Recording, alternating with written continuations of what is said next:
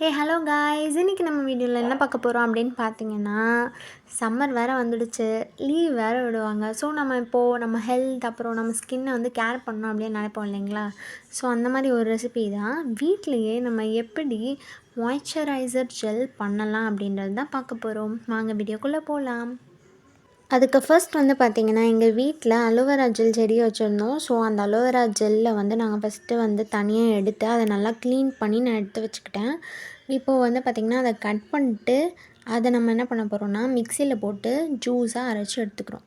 இந்த ஜூஸை இப்போது நம்ம வடிகட்டிடணும். வடிகட்டினோடனே கீழே ஜெல்லி மாதிரி வந்துடும். அதை நம்ம ஒரு வாணலில் அடுப்பை ஆன் பண்ணி அதை ஊற்ற போகிறோம். அதை ஊற்றிட்டு நல்லா கொஞ்சம் ஒரு கொதி வந்தவுடனே கார்ன்ஃப்ளவர் மாவை அப்படியே போடாமல் தண்ணியில் மிக்ஸ் பண்ணி ஊற்றுங்க. அந்த ஜெல்லி கன்சிஸ்டன்சி வந்துடும். நான் அப்படியே போட்டேன், அதனால் கொஞ்சம் திரியாக அங்கங்கே இருந்துச்சு. அந்த தப்பை பண்ணாதீங்க. கார்ன்ஃப்ளவரை தண்ணியில் கலந்து போடுங்க. இப்போது ஜெல் ரெடி ஆகிடுச்சு. இதை நம்ம ட்ரான்ஸ்ஃபர் பண்ணிக்கலாம்.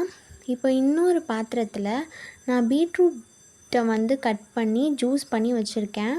அதை நான் வந்து ஒரு வாணலில் ஊற்றிட்டு அதில் நம்ம செஞ்சு வச்சுருந்த அலோவேரா ஜெல்லை கொஞ்சம் நான் ஆட் பண்ணிவிட்டு அதுக்கப்புறமா கார்ன்ஃப்ளவரை நான் தண்ணியில் கலந்து ஆட் பண்ணிக்கிறேன், ஒரு திக் பேஸ்ட் கன்சிஸ்டன்சி வர்றதுக்காக.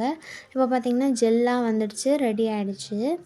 இப்போ இன்னொரு வாணலில் பார்த்திங்கன்னா கொஞ்சோண்டு அளவு தண்ணி ஊற்றி சங்குப்பூ மேலே வீட்டில் இருந்துச்சு, அதை நம்ம அதில் போட்டு நல்லா கொதித்து வந்த உடனே அந்த பூவெல்லாம் மட்டும் தனியாக செப்ரேட் பண்ணி எடுத்ததுக்கப்புறமா தண்ணி கொஞ்சமாக சுண்டி வர அந்த டைமில் நம்ம செஞ்சு வச்சுருந்த அலோவேரா ஜெல்லில் அதை ஊற்றி நல்லா ஒரு திக் பேஸ்ட் வர வரைக்கும் வெயிட் பண்ணி நல்லா கலக்கிறோம். இப்போது கொஞ்சம் திக் பேஸ்ட் வர அந்த டைமில் பார்த்திங்கன்னா நம்ம வந்து கோகோனட் ஆயிலில் நம்ம ஆட் பண்ண போகிறோம். கோகோனட் ஆயிலில் ஆட் பண்ணி நல்லா அதை ஸ்டிர் பண்ணணும். நல்லா ஸ்டிர் பண்ணோடனே இப்போ பார்த்திங்கன்னா இப்போ நம்மளுக்கான சங்குப்பூ ஜெல் வந்து ரெடி ஆகிடுச்சு. ஸோ இப்போ பார்த்திங்கன்னா நம்ம 3 ஜெல் பண்ணியிருக்கோம். ஃபஸ்ட்டு இது வந்து பார்த்திங்கன்னா பீட்ரூட் ஜெல், இது சாதா அலோவேரா ஜெல், அதுக்கப்புறம் இது வந்து பார்த்திங்கன்னா சங்குப்பூ ஜெல். ஓகேங்களா. ஆக்சுவலி இப்போ பார்த்திங்கன்னா சங்குப்பூ ஜெல் வந்து பார்த்திங்கன்னா நல்லா ஸ்கின்னை பிரைட்டன் பண்ணும். ஆலோ ஜெல் வந்து நம்ம மாய்ஸ்சரைசராக நம்ம யூஸ் பண்ணலாம். பீட்ரூட் ஜெல் சொல்லவே வேண்டாம், நம்மளோட ஸ்கின்னை வந்து கொஞ்சம் கொஞ்சமாக ஒயிட்னிங்காக ஆக்கும். நம்ம அதில் ஆட் பண்ணியிருக்கக்கூடிய கார்ன்ஸ்டார்ச் பார்த்திங்கன்னா ஸ்கின்னை வந்து பிரைட்டனாக ஆக்கும்.